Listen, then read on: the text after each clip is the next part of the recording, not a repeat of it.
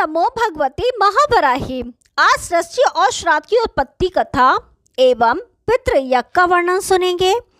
पृथ्वी बोली, भगवान मैं आपके वरा तथा मथुरा क्षेत्र की महिमा सुन चुकी। प्रभु मैं आप पितृयज्ञ के संबंध में जानना चाहती हूँ कि यह क्या है और इसे किस प्रकार आरंभ करना चाहिए। सर्वप्रथम किसने इस यज्ञ का शुभारंभ किया तथा इसका प्रयोजन एवं स्वरूप क्या है। भगवान वरा कहते हैं, देवी सर्वप्रथम मेरे स्वर्गलोक की रक्षा की, जो देवताओं का पहला वास बना। जगत प्रकाश शून्य था और सर्वत्र अंधकार व्याप्त था। उस समय मेरे मन में ऐसा विचार उत्पन्न हुआ कि चर और अचर प्राणियों से संपन्न तीनों लोकों का सर्जन करूं। उस समय मैं संसार की सृष्टि से विमुख शेषनाग की शैया पर शयन कर रहा था। ऐसा मेरा अनंत शयन हुआ करता है। माया स्वर्ण रूपिणी निद्रा मेरी सहचरी है। इसका सर्जन मेरी इच्छा पर निर्भर है। इसी से मैं सोता और जागता हूँ।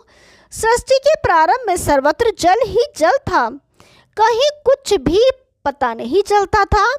उस जल में एक वट वृक्ष के अतिरिक्त अन्य कुछ भी नहीं था। वह वट भी बीज जनित नहीं था, बल्कि मुझ विष्णु द्वारा ही उत्पन्न था। माया का आश्रय लेकर एक बालक के रूप में मैं उस पर निवास करता था। मेरी आज्ञा पाकर माया ने चर और अचर से संपूर्ण तीनों लोकों को सजाया है। ये सभी मेरे आंखों के सामने है।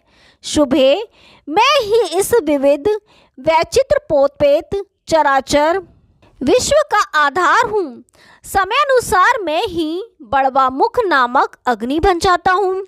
माया मेरा ही आश्रय पाया कर काम करती है, जिससे सभी जल बड़वानल से निकलकर मुझ में लीन हो जाते हैं। प्रलय की अवधि पूरी हो जाने पर लोक पितामह ब्रह्मा ने मुझसे पूछा कि मैं क्या करूं।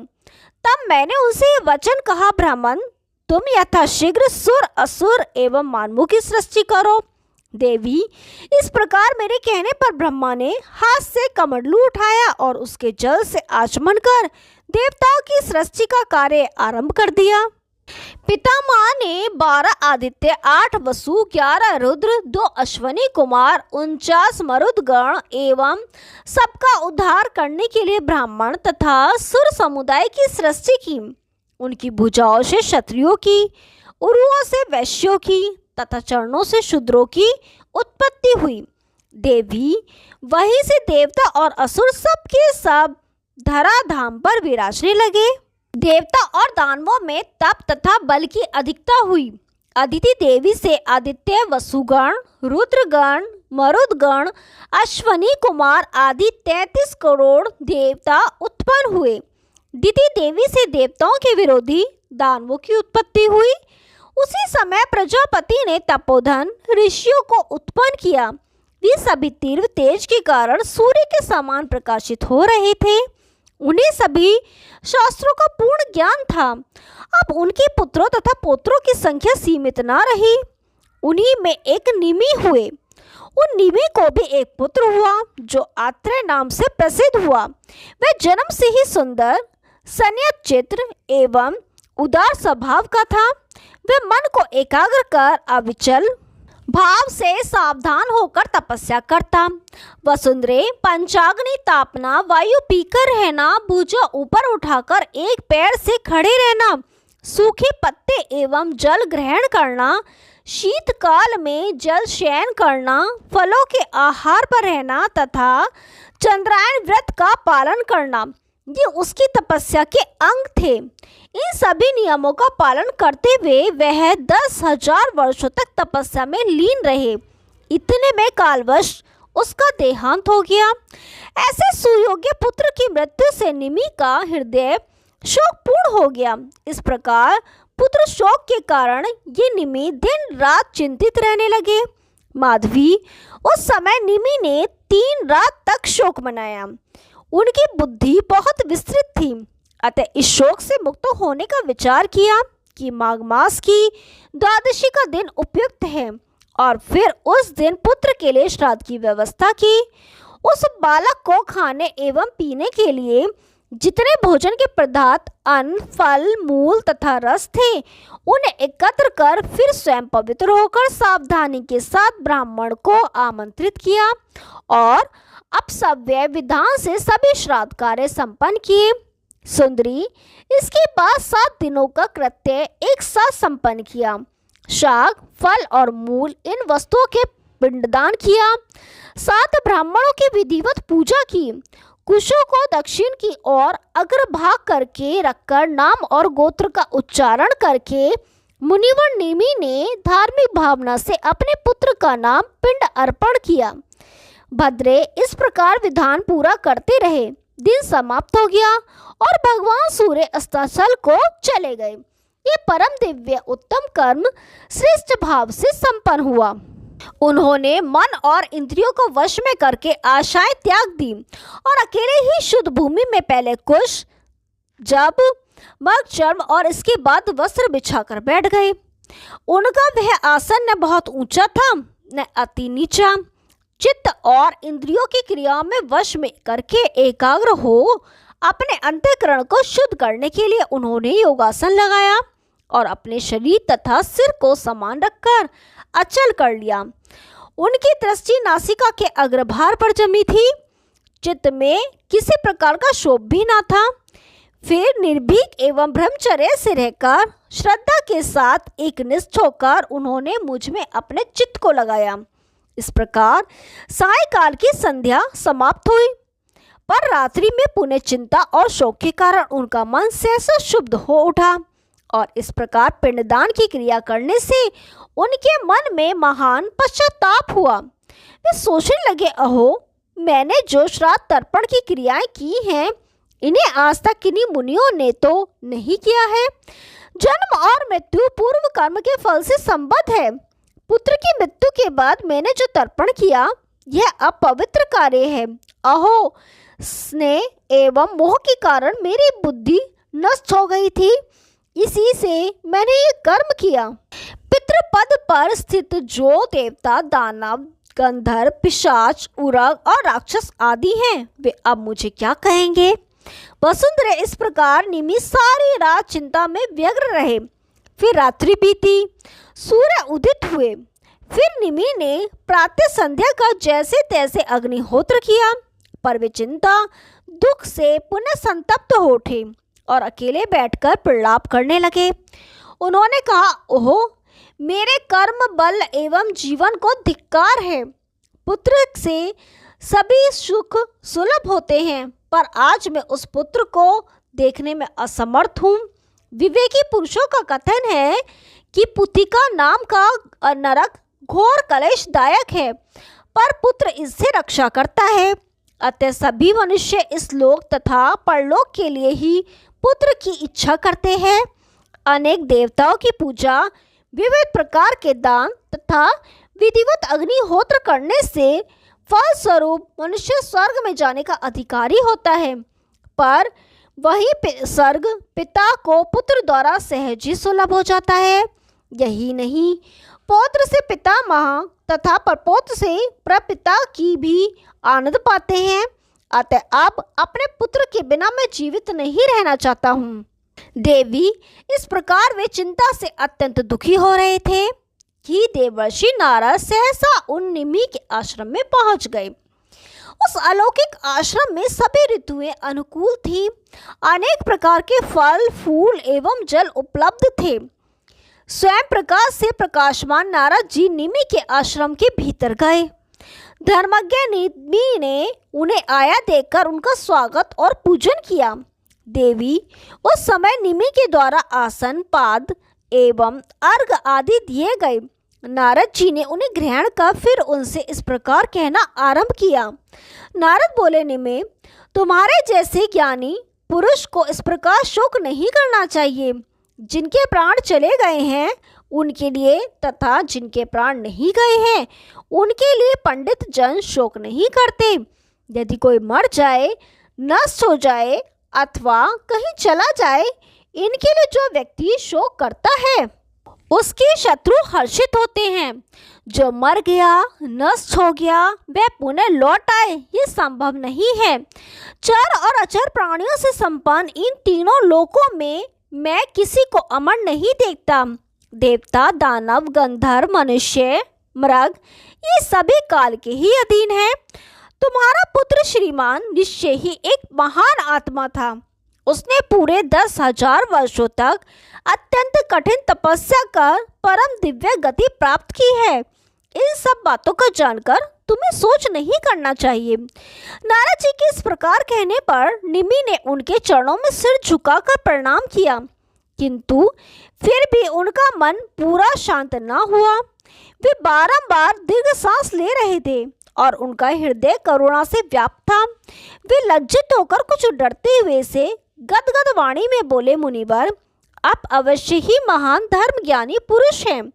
आपने अपनी मधुर वाणी द्वारा मेरे हृदय को शांत कर दिया। फिर भी प्रणय, सौहार्द अथवा स्नेह के कारण मैं कुछ कहना चाहता हूँ। आप उसे सुनने की कृपा कीजिए। मेरा चित्त एवं हृदय इस पुत्र शोक से व्याकुल है, अतः मैं उसके लिए संकल्प करके अब सव्य होकर श्राद्ध, तर्पण आदि क्रियाएं कर चुका हूँ।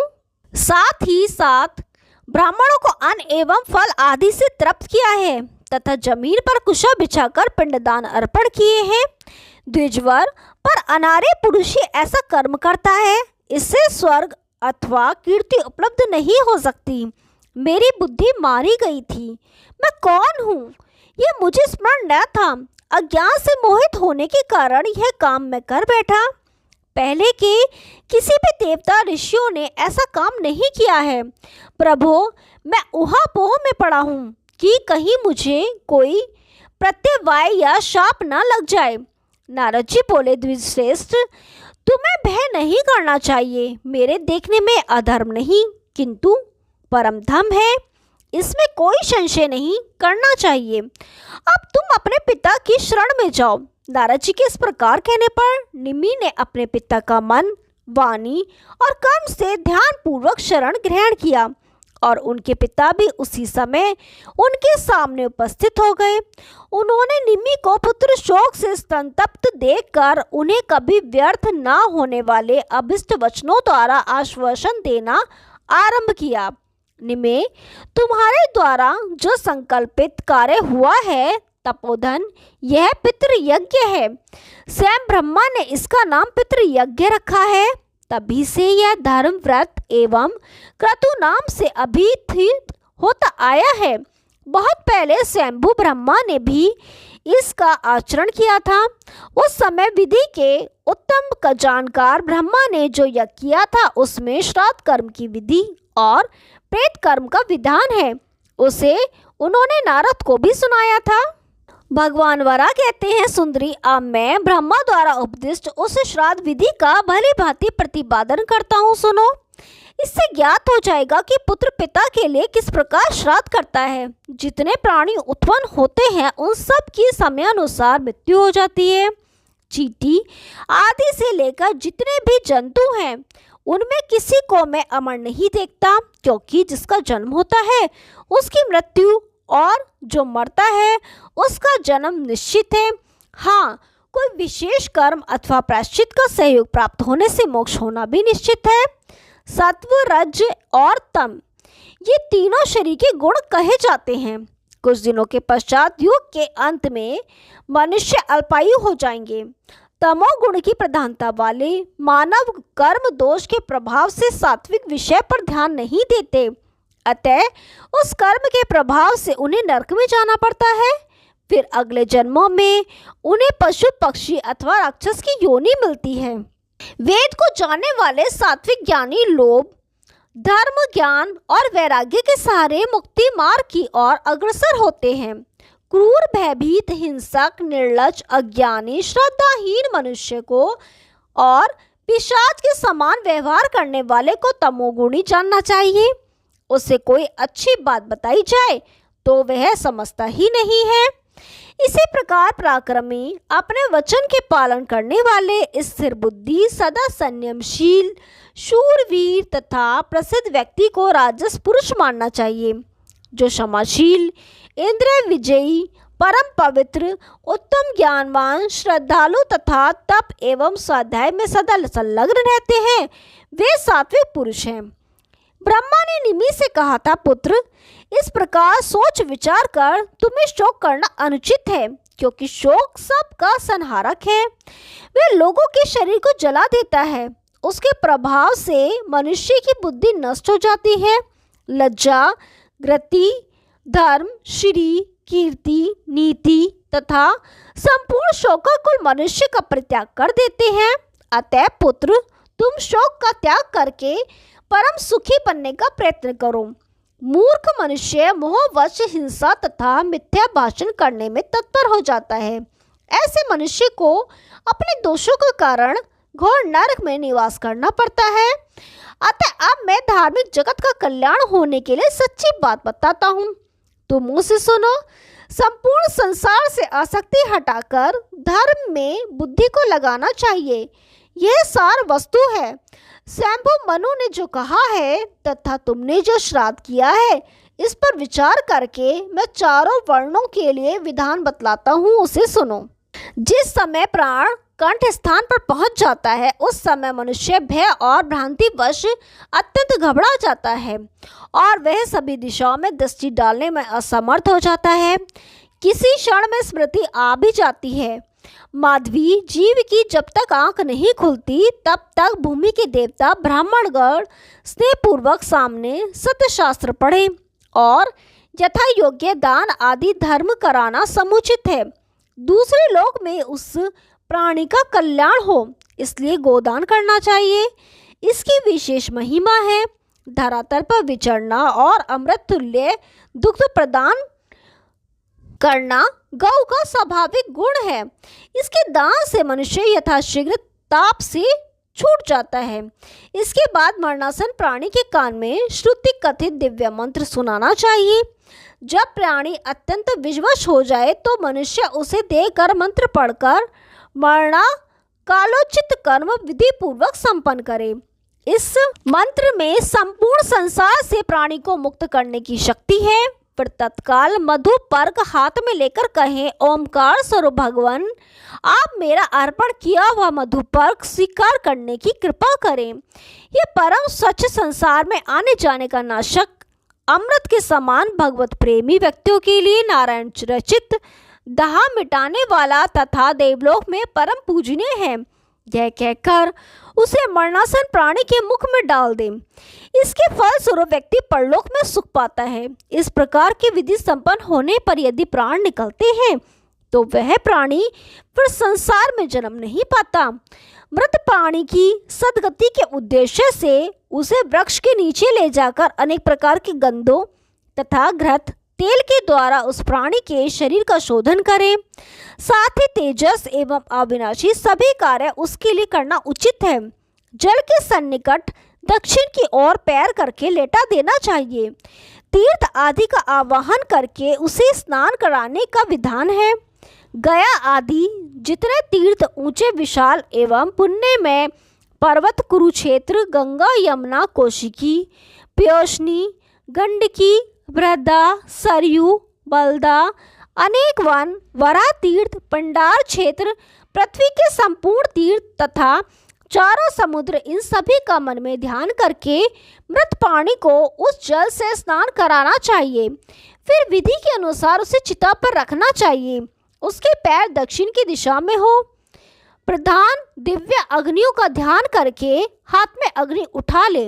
उसे प्रज्वलित करके विधिवत यह मंत्र पढ़ना चाहिए। मंत्र का भाव है, अग्निदेव, यह मानव जाने अथवा अनजाने में जो कुछ भी कठिन काम कर चुका है, किंतु अब मृत्यु काल के अधीन होकर यह इस लोक से चल बसा, धर्म, अधर्म, लोभ और मोह से यह सदा संपन्न रहा है, फिर भी आप इसके गात्रों को भस्म कर दें और यह स्वर्ग लोक में चला जाए। इस प्रकार कहकर प्रदक्षिणा कर जलती हुई अग्नि इसके सिर के स्थान में प्रज्वलित कर दें। फिर तर्पण कर मृत व्यक्ति का नाम लेकर पृथ्वी पर उसके लिए पिंडदान करें। पुत्र, चारों वर्णों में इसी प्रकार का संस्कार होता है। फिर शरीर और वस्त्रों को धोकर वहां से लौटना चाहिए। उसी समय से 10 दिन पर्यंत सभी सगोत्र के लोग अशोच के भागी बन जाते हैं और उन्हें देव कर्मों में अधिकार नहीं रह जाता है। ओम नमो भगवते महावराहे। आगे का भाग कल सुनाएंगे, तब तक के लिए नमस्कार।